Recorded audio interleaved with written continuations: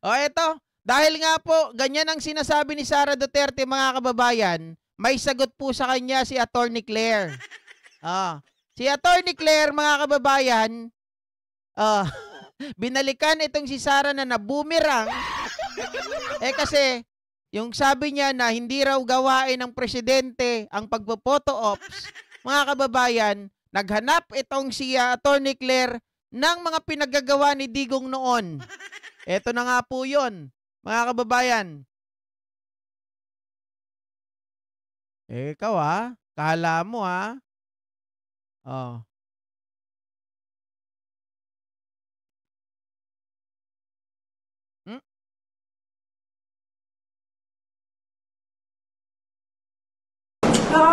Alam mo kasi, hindi kasi nila naiintindihan, sorry Hindi ko alam kung sinasadya nila na ayaw intindihin o talagang bobo lang talaga yung nasa administrasyon. Okay, mga kababayan yung sabi niya, sinabihan niya pang bobo ang nasa administrasyon. Grabe makapagsalita ng bobo, mga kababayan. Ikaw nga, Diyos mio Marimar, ang sabi po ni Attorney Claire ay ito. Sabi ni Attorney Claire. Kita nyo, guys? Sabi ni Attorney Claire, after BP Sara Duterte criticized President Bongbong Marcos for photo ops during the disposal of illegal drugs, Palace Press Officer Claire Castro reminds the BP that her father, ex-President Rodrigo Duterte, also attended the incineration of illegal drugs. Ayan, mga kababayan. Diba? Duterte witnesses PDEA's incineration of 7.51 billion dangerous drugs in Cavite. So ibig sabihin, Sara, yung tatay mo, epal din? So hindi rin gawain yan. Diba, mga kababayan? Palagay ko naman, normal naman yan Kung sino yung mga namumuno, sino yung pinakamataas na pwesto kapag siyempre, mga ka-GPnatics, unang-una, di ba? Hindi naman po gagawin ng PDEA ang pagsusunog kapag hindi po inutos ng highest official in the land. Di ba? So, ibig sabihin mga kababayan, may karapatan na magpa-auto ops. Hindi ko po sinasabi na si Digong ay walang karapatan, si PBBM may karapatan. Mali naman yun. Ang sinasabi ko po rito, sila ang nag-utos niyan para sunugin yung bato. So palagay ko mga kababayan, may karapatan din sila na magpakita doon, intentional or hindi man intentional, kung sila ay nakuhanan na nandoon, okay lang yun, walang problema. Alam nyo, ang naging problema dito, hindi yung pagiging, hindi talaga yung sa photo ops Palagay ko nakita ko anong problema ni Sara Duterte. Ang nakita ko mga kababayan, hindi naman po dahil sa sinunog yung droga or hindi naman dahil doon sa si PBBM talagang nasa photo ops. Alam nyo kung ano, mga kababayan, sige nga hulaan nyo kung bakit nagagalit si Sara Duterte, mga kababayan, bukod sa pagpapasunog ng droga.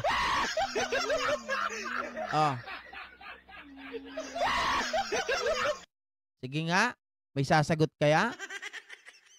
Hindi. Ang pinakasagot dito mga ka-GPnatics, ako na lang magsasabi. Dahil po, ito ay malaking accomplishment ni Pangulong Bongbong Marcos. Diba? Kasi sa kanyang panahon mga kababayan, marami pong nahuhuling droga. Nakita nyo yung sa Zambales, yung sa Batanes, na pagkalaki-laki po mga kababayan. Nagagalit si Sara Duterte dito dahil sikat na naman si Pangulong Bongbong Marcos, ayaw po nila nun. Ayun, sabi ni Mamona Nases, natalbugan kasi. Correct. Diba? Ayaw po nila na may accomplishment na nagagawa ang ating presidente. Dahil nga naman, kapag may accomplishment, may magandang nagagawa ang ating gobyerno, mga kababayan, sila po ay hindi napapansin ng madlang people. Nakakalimutan na sila. Oh, sayang ang pera ba? Agent Blue, shoutout sa'yo. Hindi, di ba? Sayang ba yung pera, mga kababayan? Nangihinayang kasi nga naibenta yung bato. Hindi maibibenta yung bato pag nasunog na. Hindi, pero ang totohanan, super duper ang inggit ni Inday Pusit, mga kababayan. Di ba sabi niya, wala daw accomplishment ang Pangulo. Pero sa sobrang dami ng accomplishment ng Pangulo, wala pa rin siyang nakikita na accomplishment. Kaya, ito, yung paglalabas po ng mga ganitong bagay, mga ka-GP Natics, lalo po silang naaasar. Ipakita natin ang ipakita sa kanila ang mga accomplishment ng administrasyon na to. Ipakita natin ang legasiya ng administrasyon na to. Sigurado, mga kababayan, mamamatay sa inggit ang mga Duterte na to, particularly itong si Sara Duterte. Oh. Sabi ni Carmi Chok, ka-GP galit si Inday kasi yung ka-business ni Pulong, pera na nasunog pa. meron bang ka-business si Pulong? Meron bang ka-transaction, guys? Hindi nila mahahabol. Hindi, baka kasi ganito, ang isa pa nakikita ko dyan, dahil nga yung mga, ang daming mga droga na nakukuha, di ba? Sa West Philippine Sea, dyan sa Zambales, dito sa Batanes, mga kababayan, palagay ko, siyempre kapag member ng triad at pag marami ka pong mali, maraming mga kalakal na nauhuli, mga kababayan, nagiging demerit po yan doon sa kanilang business partner sa triad. Baka mamaya, magulat na lang tayo, yung mga member dyan, sabi kasi nung iba, member daw ng triad, si Pulong. Kung si Pulong yung katransaction nun at laging nauhuli, mga ka-GP Natics, sa susunod, baka mamaya matsugutan na ng julo. Di ba?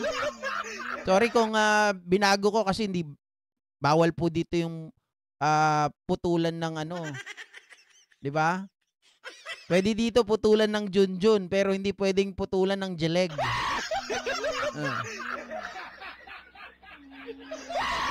Baka naman sa asawa niya at kapatid. Sabi ni Alan Alcantara. Hindi po natin alam. Sabi ni Jody Zay, mga Chinese din ang naguhulog niyan sa dagat. To tell you honestly, to tell you frankly, ako naniniwala, mga kababayan, sila po, dyan talaga nila pinapadaan yan sa dagat. 'Di ba? Kasi nga, mga kababayan, maraming butas dito sa atin eh. Kaya nga yung mga takas, kagaya ni Harry Roque, 'di ba? Saan yan dumaan? Sabi nung balita, ang dinaanan daw ni Harry Roque, mga kababayan, sa Tawi-Tawi. Oh. Sabi ni Aishirin Lagmay, masasabo na naman siya ng triad niya si Pulong. Dapat nga jugutan na ng julo eh. 'Di ba, Sir Romeo Barcibal? Oh, biruin niyo, mga kababayan. Biruin niyo. Lagi na lang na pornada yung kanilang mga pinagagawa.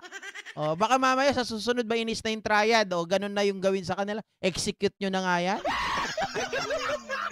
Wala droga, wala kita, wala pambayad sa mga DDS. Correct! Di ba? Oh. Yung kontrata ni Iyot, kong Iyot at ni Baste, sinunog kaya pera na naging usok na lang. Walang pang dividendo. walang pang remit.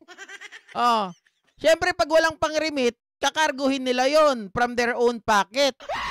Ako, baka mahirap 'yan, mga kababayan, no? Kung halimbawa walang pang remit galing sa siyempre walang pang remit, wala rin makuha sa own pocket. Nako, kawawa na naman yung mga businessman.